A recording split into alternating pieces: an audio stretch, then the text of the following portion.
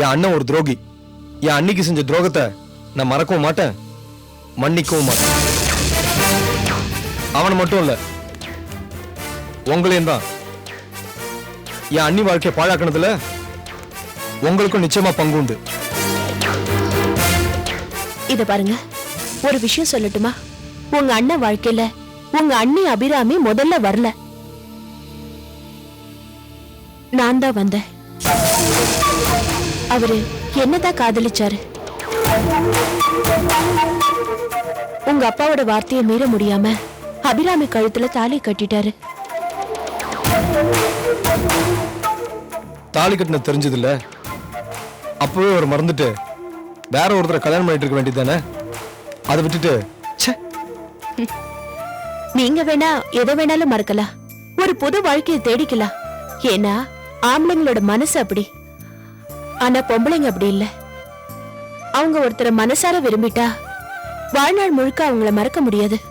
பொம்பளைங்க ஒருத்தரை நம்பிட்டாங்கன்னா அவன் நல்லவனோ கெட்டவனோ அந்த நம்பிக்கைய அவங்க மாத்திக்க மாட்டாங்க.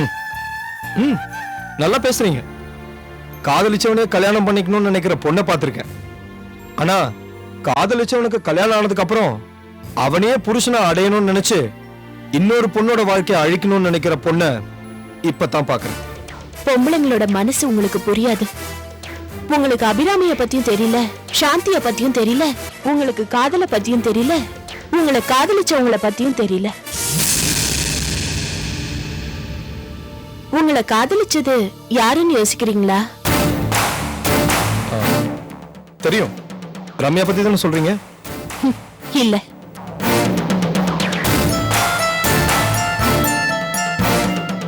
உங்களை ஒருத்தி மனசார விரும்பி இருக்கா. இன்னும் அவ கல்யாணம் பண்ணிக்காமே இருக்கா. சாந்தியும் நீங்களும் சேர்ந்து வாழணும்னு ஆசைப்படுறா. அதுவே அவ வாழ்க்கையில சந்தோஷம் நினைக்கிறா. யாருன்னு தெரியல? நந்தினி.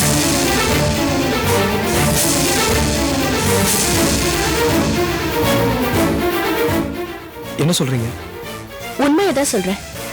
நீங்க மிலிட்டரியில இருக்கும் போதே நந்தினி உங்களை காதலிச்சா. தன்னோட காதலை உங்ககிட்ட சொல்லலாம்னு நினைக்கும் போதுதான் நீங்க சாந்திக்கு வாழ்க்கை கொடுத்த விஷயம் அவளுக்கு தெரிஞ்சது. ஆனா இப்போ அவ தன் கல்யாணத்தை பத்தி நினைக்கவே இல்லை. ஆனா நீங்க நல்லா இருக்கணும்னு ஆசைப்படுறா. சாந்தி ரொம்ப நல்லவ. அவ செஞ்சது தப்பு, எங்க அண்ணனுக்கு துணை போனது, அதை என்கிட்ட சொல்லாம மறைச்சது, அப்படி இப்படின்னு நீங்க சொல்லலாம். சொல்லியிருந்தா மட்டும் என்ன ஆயிருக்க போது? உங்க அண்ணனுக்கும் எனக்கும் உள்ள உறவு மாறி இருக்க போதா? இல்ல அவரோட வாரிச நான் சுமக்கலன்னு ஆயிடுமா? இது பாருங்க, சாந்தி ரொம்ப நல்லவ. அவ யாருக்கும் துரோகம் பண்ணல. இன்னமும் நீங்க கண்மூடித்தனமா இருந்தா உங்களை யாராலையும் காப்பாத்த முடியாது.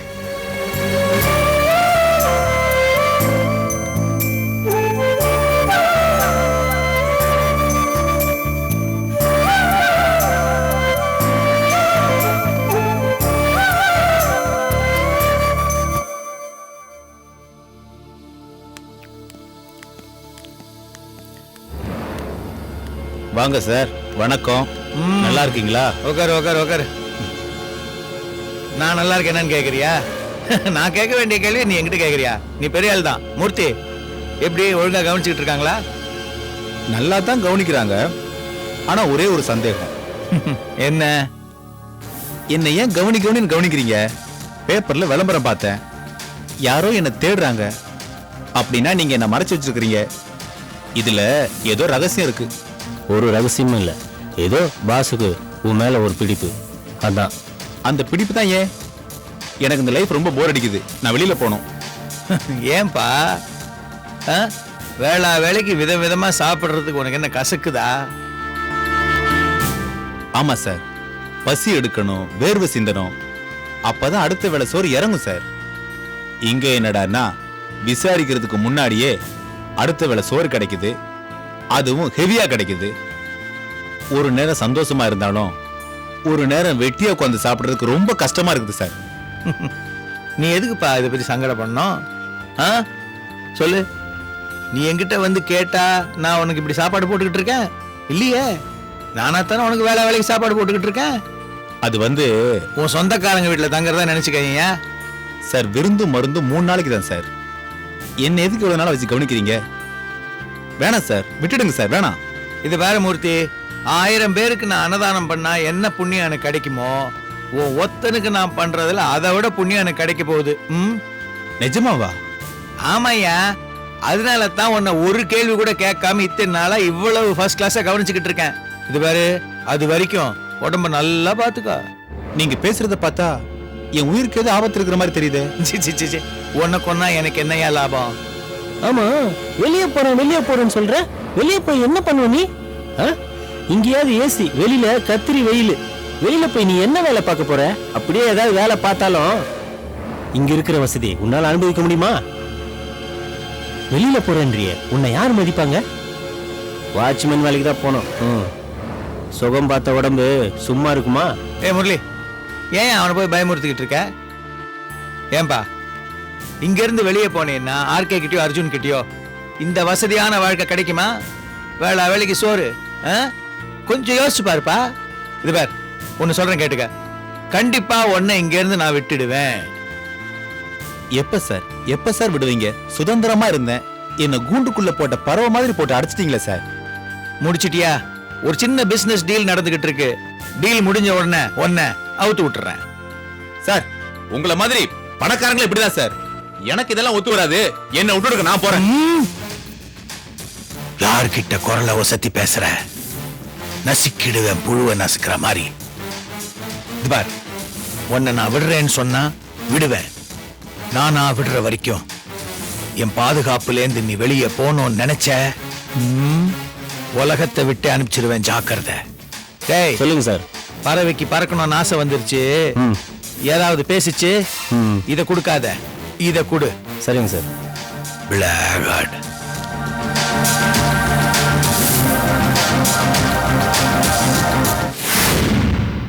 நான் இங்க உன்னை எதுக்கு வர சொன்னேன்னு தெரியுமா? இன்னும் நீ சொல்லவே இல்லையே. மறந்து போன சில விஷயங்கள் நமக்கு ஞாபகம் வருது இல்லையா? அந்த மாதிரி நீ மறந்தது, மறைச்சது, இது எல்லாமே மனசு விட்டு பேசுறதுக்கு தான் நான் உனக்கு வர சொன்னேன். எனக்கு என்ன அம்னீஷியாவா? நான் எதையும் மறக்கல. மறக்கிறதுக்கு பேர் அம்னீஷியா, மறைக்கிறதுக்கு பேரு என்ன நந்தினி? நீ பேசுறது எதுவும் எனக்கு புரியல. ஆமா, நாம நண்பர்கள் தானே? ஆமா. நமக்குள்ள எந்த ஒளிமுறையும் கிடையாது. என்ன பொறுத்த வரைக்கும் இல்ல. போய் என்ன போய்? நீ என்ன காதலிச்சிருக்க.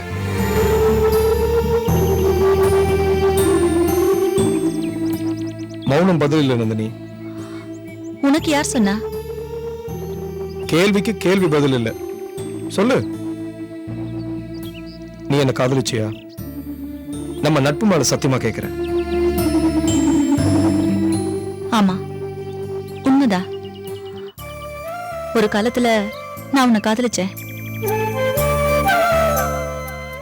விஜயோட மரணம், நீ சாந்திக்கு தர இருந்த மறுவாழ்வு, இதெல்லாம் சேர்ந்து என்ன ஊமையாக்கிடுச்சு. காதலை விட எனக்கு உன் தியாகம் பெருசா பட்டது.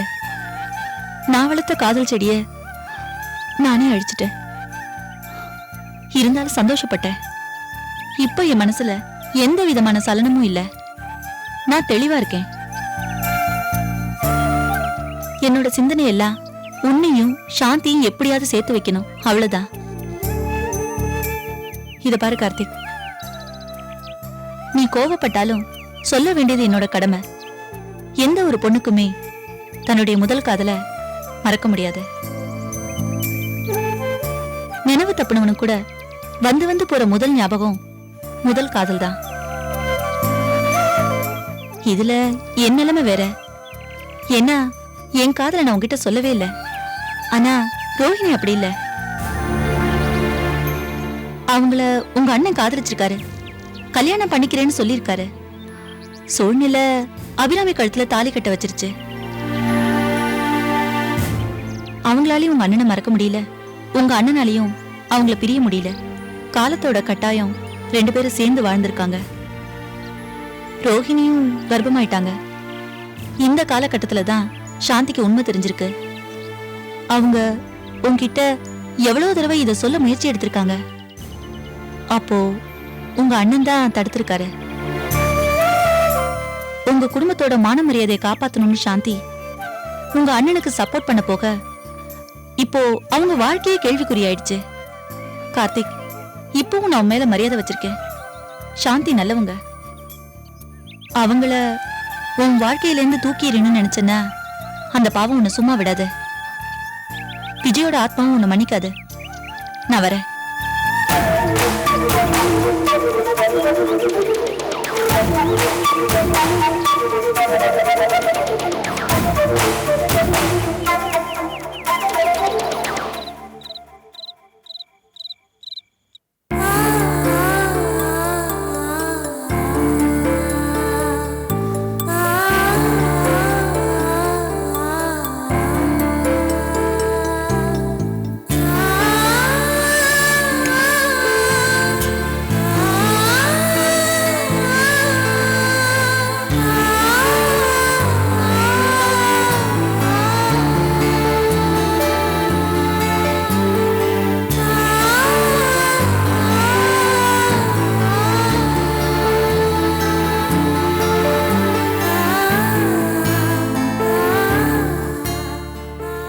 என்ன கார்த்திக், இருட்டுல உட்கார்ந்துட்டு இருக்க? குழப்பம், குழப்பத்துக்கு மேல குழப்பம். எது உண்மை எது பொய்ன்னு எனக்கு தெரியல. ஏன் இப்ப என்ன புது குழப்பம்? உங்க வாழ்க்கையை கேள்விக்குறியாக்குன ரோஹிணி என்ன வந்து பார்த்தாங்க. உன்னை பார்த்தாளா? ஆமாண்ணே, அவங்க கம்பெனில என்ன வந்து பார்த்தாங்க. என்ன பண்றது என்ன பேசுறதுன்னு எனக்கு ஒண்ணுமே புரியல. நீ என்னவா அவளுக்கு? சாந்தியோட சேர்ந்து வாழ சொல்றாளா? முதல்ல அதை பத்தி அவங்க என்கிட்ட பேசல. நீ பின்ன அவங்கதான் அண்ணனுக்கு முதல் காதலியா, அவங்களுக்கு அப்புறமா தான் நீங்களாம். அண்ணன் உங்களுக்கு துரோகம் செய்யலையா, அவங்களுக்கு தான் செஞ்சிருக்காரா. அவங்க காதல தூக்கி எறிஞ்சிட்டு தான் உங்களை கல்யாணம் பண்ணிக்கிட்டாரா. இந்த மாதிரி என்னென்னமோ சொல்லிட்டு இருந்தாங்க. நீ நான் எதையுமே காது கொடுத்து கேட்கல. இதை தவிர இன்னொரு விஷயமும் சொன்னாங்க. என்ன சொன்னா? நந்தினி ஒரு காலத்துல என்ன காதலிச்சிருக்கலாம். அவ என்ன காதலிச்சப்ப நான், விஜய், பாலாஜி எல்லாருமே வார்ஃபீல்ட்ல இருந்தோம். திடீர்னு என் நண்பன் மரணம் அடைச்சதுனால நான் சாந்தியா கல்யாணம் பண்ணிக்க வேண்டிய சூழ்நிலை வந்துச்சு. அதனால அவ என் மேல வச்சிருந்த காதல மறைச்சிட்டாளாம். எனக்கே தெரியாம என் வாழ்க்கையில என்னென்னமோ நடந்துருச்சு. கார்த்திக், உன் வாழ்க்கையில எந்த குழப்பமும் இல்ல. நீ இப்படி தேவையில்லாம குழம்பணுன்றதுக்காக சாந்தி பண்ற வேலை தான் இதெல்லாம். எதுக்கு வீணா நீ மனசு போட்டு குழப்பிக்கிற? சரி, நான் உன்னை கேக்குறேன். இவ்வளவு நாளா இவங்க எல்லாருக்கும் இந்த விஷயம் தெரிஞ்சும் உன்கிட்ட வந்து பேசல. ஆனா இப்ப மட்டும் ஒவ்வொருத்தரா வந்து பேசிட்டு இருக்காங்க. ஏன்? நல்லா யோசிச்சு பாரு. டைவர்ஸ் கிடைக்கிற நாள் நெருங்கி வந்துடுச்சு. அதான் அந்த பயத்துல சாந்தி இப்படி எல்லாம் பண்றா. நீ ஏன்பா கவலைப்படுற? விட்டுரு. வா, வந்து சாப்பிடு. எனக்கு பசிக்கல. நீங்க போங்க. சரி, நீ சாப்பிட வேண்டாம். ஆனா மனசு போட்டு குழப்பிக்காத. ரிலாக்ஸ். சரி. நீ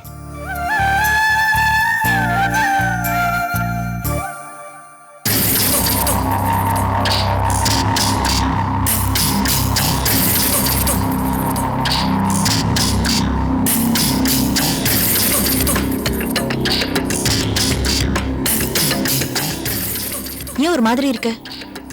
இல்ல, அந்த நந்தினி கார்த்திக் ஒரு காலத்துல லவ் பண்ணிருக்கா. இது எனக்கு அப்பவே தெரியுமே. அந்த நந்தினி ஒன்னும் நம்ம வீட்டுக்கு சும்மா வரல. நீ இனிமேதான் ரொம்ப ஜாகிரதையா இருக்கணும்க்கா. எல்லாரும் கார்த்திக் மாமா கிட்ட தனியா பேச ஆரம்பிச்சிட்டாங்க. நம்ம எதிரிகளோட பலம் எல்லாம் ஜாஸ்தி ஆகிட்டே போகுது. இது நீ இப்படியே விட்டேன்னு வச்சுக்கோயேன், உன் லட்சியம் எல்லாம் கனவாவே போயிடும். எல்லாரும் கார்த்திக்க குழப்ப பாக்குறாங்க. அதை நான் விட்டுற மாட்டேன். அந்த ரோஹிணி மட்டும் என் கையில மாட்டட்டும். அவளை உண்டு இல்லைன்னு ஆக்கிடுறேன்.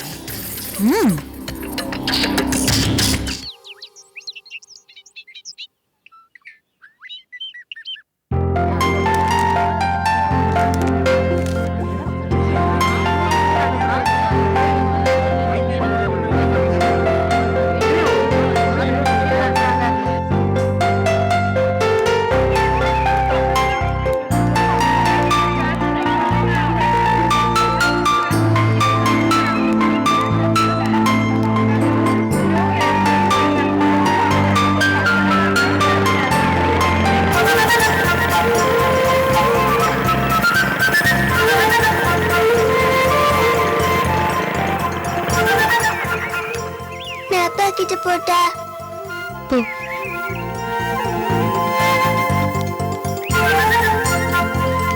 அப்பா ஐயா. உம்மா. அப்பா வந்துட்டு பாத்தியா? தேங்க்ஸ் பா, நீங்க வருவீங்கன்னு எனக்கு தெரியும். அப்படியா? சரி நம்ம உள்ள போய் நீ பிரைஸ் வாங்குறத பார்க்கலாமா? ம்.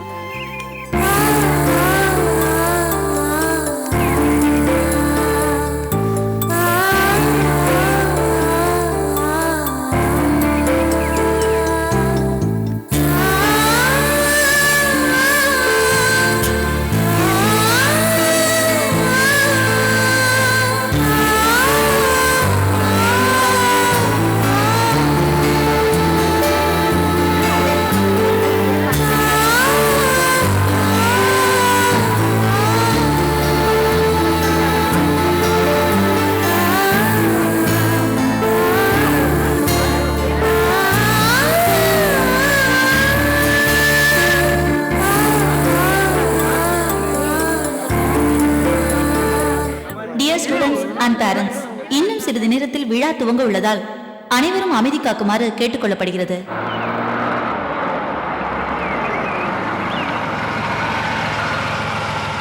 இந்த விழாவுக்கு தலைமை தாங்கும் விஐபி அவர்கள் வந்துவிட்டார். அனைவரும் கரகோஷத்துடன் அன்புடன் வரவேற்குமாறு கேட்டுக்கொள்கிறோம்.